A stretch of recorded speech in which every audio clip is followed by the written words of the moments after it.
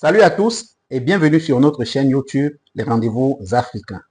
Aujourd'hui, nous avons une question que nous allons nous poser. En 2025, devons-nous être neutres? C'est un nouveau podcast que nous lançons sur cette chaîne et nous allons répondre en 10 étapes. En 2025, devons-nous être neutres? Aujourd'hui, nous avons l'épisode 1 et dans l'épisode 1, nous allons nous focaliser sur un seul volet. Dans l'épisode 2, nous nous focaliserons sur le deuxième volet, troisième volet jusqu'au 10e volet, c'est-à-dire on aura 10 épisodes de réponse à cette question. En 2025, devons-nous être neutres? Aujourd'hui, on va contextualiser l'épisode 1 sur la politique. On s'adresse à tous nos frères africains et particulièrement des pays dans lesquels les élections vont se passer en 2025. Le Cameroun particulièrement, très particulièrement. On va commencer par définir la neutralité. La neutralité peut se définir selon qu'on parle d'un État, selon qu'on parle d'une personne, du personnel, d'une personne. Et on va alors, selon qu'on soit en train de parler d'une personne, on va parler d'un État, de quelqu'un, d'un groupe qui ne se prononce pour aucun parti. Donc, ça implique qu'il y a deux partis ou il y a plusieurs partis, mais que une personne décide de ne se prononcer sur aucune des parties. Les partis peuvent être des questions. Donc, deux questions posées, ou bien deux points de vue, deux idéologies, deux objets à choisir, et que vous décidez de ne vous prononcer sur aucun des deux, ou des 10, des 15. On parle de neutralité selon le dictionnaire. Caractère de leurs œuvres, de leur latitude. Donc, le caractère de ne pas se prononcer. Maintenant, on va parler la même définition s'il s'agit d'un État. On parle de situation d'un État qui demeure à l'écart d'un conflit international. La neutralité. Maintenant, on parle d'observer la neutralité absolue dans un conflit. Neutralité absolue dans un conflit. Nous parlons aujourd'hui, devons-nous en 2025 être neutres? Il s'agit de nous, les administrés, nous, les populations. Ça peut également être une situation dans laquelle on n'est pas empressément appelé à réagir. Donc, mais dans laquelle notre action ou notre réaction peut avoir un impact mineur ou alors mesurable. Donc, ne pensons pas que en politique, comme nous sommes en train de parler aujourd'hui dans l'épisode 1 de la question de notre podcast, il s'agit à tout prix de donner un point de vue sur qui entre, pour le cas du Cameroun, Paul Biya ou Maurice Kamto ou alors Cabral Libi est appelé à diriger le pays. Est-ce qu'il faut que je donne mon point de vue de façon concrète, pertinente? Ça peut être cette question-là, mais ne pensons pas que être neutre engage juste ce point de vue. Votre neutralité peut être mise en cause, ou alors on peut inciter ou appeler à à ce que vous vous prononcez, si à un niveau il y a un certain effet, ne serait-ce que minime, que votre voix, votre parole, votre choix peut apporter au sujet dont on est en train de traiter. Pour le moment, pour le cas d'espèce, on parle de politique. On a contextualisé en parlant de politique. Est-ce que le citoyen doit rester neutre quand il s'agit de politique? On peut être appelé à répondre par oui ou alors par non. C'est un point de vue intellectuel et qui dit intellectuel peut nuancer. Machiavel disait dans son ouvrage Le Prince, qui est très populaire et qui traite du pouvoir, parce qu'on parle du pouvoir, on ne saurait parler de ce pouvoir sans parler de Machiavel et le citer. Un dirigeant qui souhaite maintenir son pouvoir doit être prêt à agir de manière immorale lorsque cela devient nécessaire. Je répète, Machiavel disait, un dirigeant qui souhaite maintenir son pouvoir doit être prêt à agir de manière immorale lorsque cela devient nécessaire. En effet, Machiavel dit pour maintenir le pouvoir, semble-t-il, il dit Maintenir le pouvoir semble-t-il être le seul but du prince. Le prince ici, c'est le chef de l'État, c'est le gouvernant, c'est tout ce qui nous gouverne. Machiavel a appelé le prince dans son ouvrage parce qu'il faisait allusion à celui qui gouverne, à celui qui administre. Et nous pouvons, dans notre cas concret, palpable, parler du prince en corrélation, en parlant du chef de l'État, en parlant des gouverneurs, en parlant des administrateurs en général. Machiavel dit, en effet, maintenir le pouvoir semble être le seul but du prince, à tel point que si le prince ne peut pas tenir la ville, alors Machiavel lui conseille de la détruire complètement. Cette phrase va beaucoup nous aider pour comprendre s'il faille qu'on soit neutre ou pas, et surtout pour comprendre pourquoi est-ce que certaines personnes pensent qu'on devrait être neutre. Je reprends la phrase pour que vous compreniez bien. C'est à la suite de la citation de Machiavel qui dit que le prince doit maintenir le pouvoir à tout prix. Il dit en effet, maintenir le pouvoir semble être le seul but du prince, à tel point que si le prince ne peut pas tenir la ville, alors Machiavel lui conseille de la détruire complètement, comme Rome a fait avec Capoue. C'est Capoué. Comme Rome l'a fait avec Capoué. Capoué, c'est une ville dans la Rome antique. Donc, Machiavel conseille au roi ou au président de nos jours, parce qu'on contextualise, si vous ne pouvez pas maintenir le pouvoir, alors détruisez la ville. Détruire la ville, chacun peut essayer de voir à quoi ça ramène. Dans notre cas, au Cameroun, dans notre cas, au Gabon, dans notre cas, au Tchad, dans notre cas, au Sénégal, dans notre cas, en Côte d'Ivoire, dans notre cas, au Mali, au Burkina Faso, d'ailleurs, dans notre cas, partout en Afrique. Donc, cette phrase insiste sur l'importance pour le roi, le prince, le chef d'État, le gouvernant, de maintenir le pouvoir. Nous prenons un exemple du point de vue de Machiavel. Parce que nous ne saurons donner une analyse scientifique sans circonscrire et parler de la vision du prince actuel, qui est le chef d'État. Machiavel dit maintenir le pouvoir semble être le seul but, à tel point que s'il ne peut le maintenir et conseiller la ville, il conseille de détruire carrément la ville. On va donc savoir ce qui est, si le chef d'État ou l'administrateur ou alors le dirigeant est sur le point ou est en possibilité, en capacité de détruire totalement le pays parce qu'il estime qu'il n'a pas pu ou qu'il perd le contrôle, allez voir jusqu'où le chef est sur le point d'aller pour maintenir ce pouvoir. Les maximes comme la politique aux politiciens, par exemple, c'est des maximes, vous comprenez donc maintenant pourquoi on insiste sur cette phrase de Machiavel, c'est des maximes qui sont mises sur pied par les hommes politiques, par les hommes d'État, afin de se rassurer qu'au maximum possible, ils soient les seuls à s'intéresser à la chose politique. La politique aux politiciens, c'est une façon de dire, de demander à tout administré de se tenir hors d'état de nuire, à tout administré de ne pas s'ingérer dans la politique et de ne faire que subir. Si elle vous pique, vous subissez. Si elle vous gratte, vous subissez. Ne réagissez surtout pas.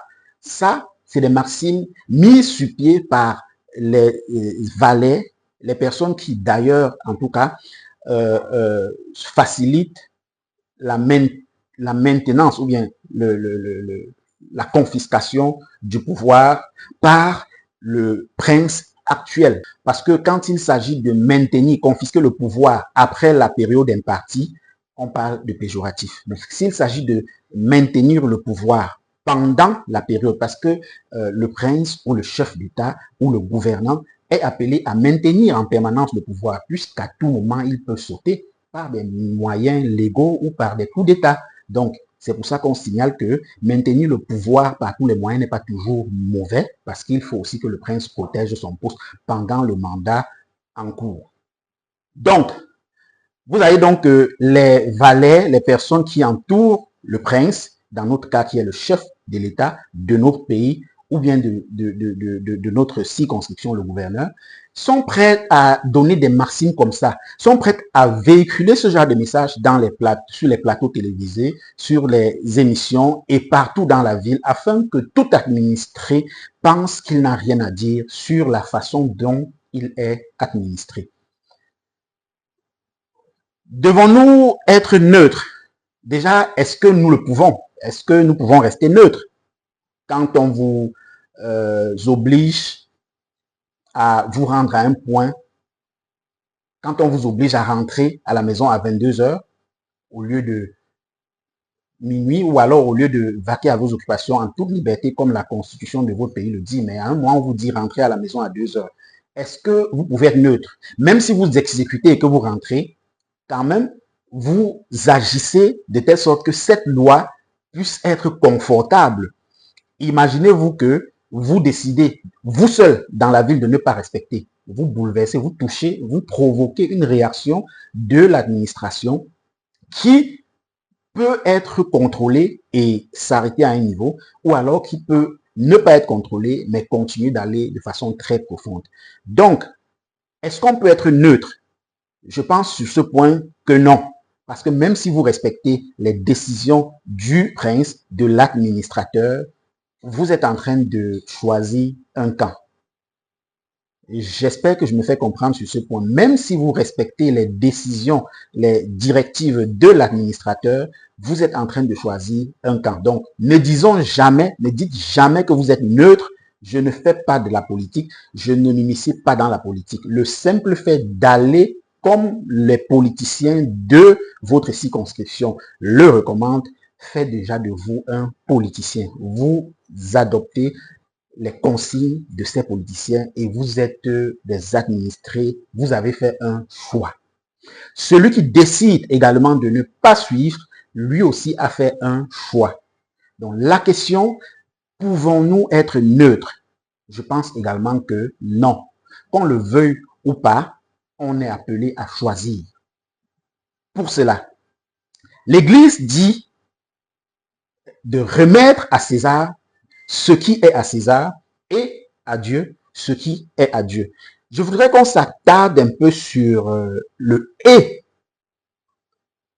Remettez à César ce qui est à César et à Dieu ce qui est à Dieu. Quand vous allez profondément et que vous essayez d'analyser cette phrase qui est biblique, il s'agit de comprendre que vous avez dans vos mains quelque chose à la main gauche qui appartient à César et quelque chose à la main droite qui appartient à Dieu. La Bible vous demande de ne pas remettre ce que Dieu attend à César et ce que César attend à Dieu. Non, la Bible vous conseille de remettre à Dieu ce qui est à Dieu et à César ce qui est à César. C'est tout simplement vous demander de savoir faire la part des choses. Quand il faut remettre à César ce qui est à César, c'est-à-dire de la politique, il fallait parler de politique. César, c'est vous savez bien, c'était l'empereur, le roi, le monarque. Et donc, faites la politique quand il faut faire la politique, mais quand il faut parler de Dieu, parlez de Dieu. Il ne faut pas mélanger. Il ne faut pas mélanger. Donc, la Bible mentionne le « et » au lieu du « ou », parce que la Bible aurait pu dire « remettez à Dieu ce qui est à Dieu ou à César ce qui est à Dieu », ou alors choisissez entre Dieu ou César. À aucun moment,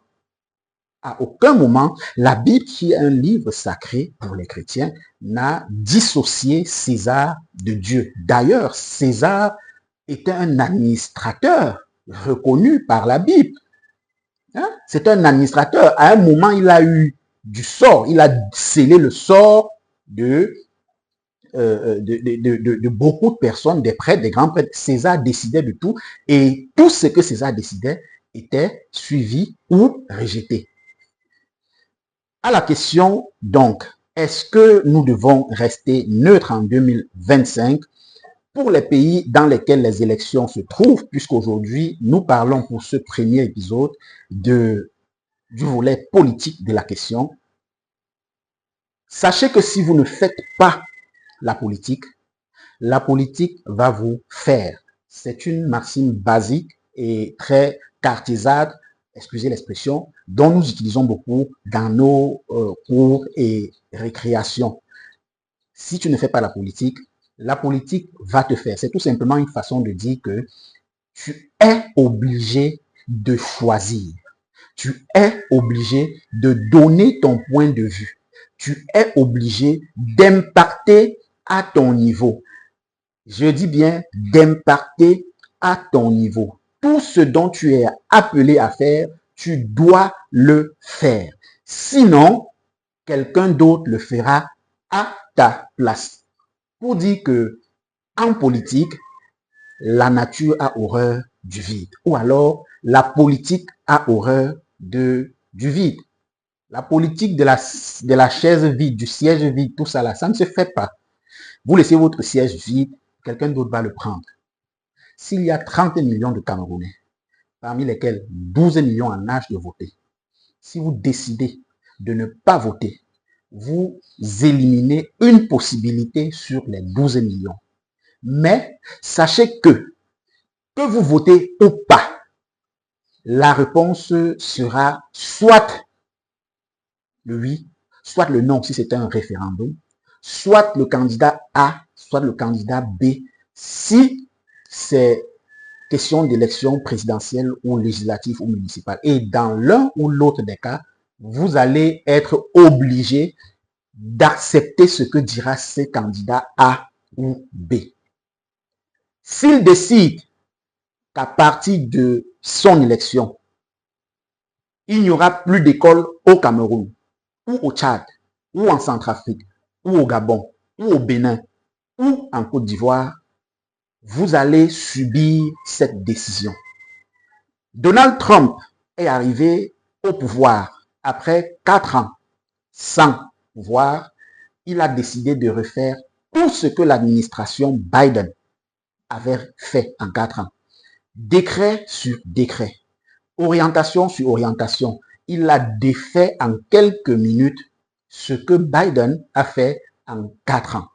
Mais que les Américains le veuillent ou pas, que vous l'ayez voté ou pas, que vous soyez entre griffes abstenu de voter lors des élections présidentielles ou pas, vous allez subir ces règlements qui ont été signés par Donald Trump. Donc en 2025, faites très attention. Il n'y a pas de choix quand il s'agit de donner son point de vue sur la politique de son pays. Je répète, il n'y a pas de choix quand il s'agit de se prononcer sur la politique de son pays. Inscrivez-vous sur les listes électorales, allez voter, choisissez le candidat dont vous trouvez mieux pour votre avenir, pour votre présent et pour l'avenir de vos enfants. Je suis un Camerounais, j'ai un point de vue, j'ai un candidat que je choisirai et je ne peux imposer mon candidat à mes followers, à mes abonnés, mais à un moment venu, si vous me suivez et que vous attendez de moi, je peux vous donner les tenants et les aboutissants de chacun des candidats à l'élection présidentielle camerounaise. À mon niveau également, je pourrais donner à l'élection ivoirienne. À mon niveau aussi, je pourrais donner à l'élection gabonaise et aux autres élections parce que nous parlons sur notre chaîne des rendez-vous africains. Quoi de mieux que de parler des élections africaines? Je conseillerais, je donnerai mon point de vue, mais je n'obligerai personne. Mais sachez, ce n'est pas parce que je ne vous oblige pas que vous n'êtes pas obligé de choisir. Vous êtes obligé de donner votre point de vue. Vous êtes obligé de dire ce dont vous pensez en politique, de la politique et de la façon dont vos administrateurs administrent votre pays. Merci. C'était la première chronique sur en 2025, devons-nous rester neutres? Cette fois, nous avions parlé de politique sur le plan politique. Au prochain épisode, nous parlerons sur un autre plan et nous espérons que nous vous édifions avec cette vidéo. partagez au maximum, activez la cloche de notification pour ceux qui viennent de découvrir notre page, car en 2025, nous ne serons pas neutres. À bientôt.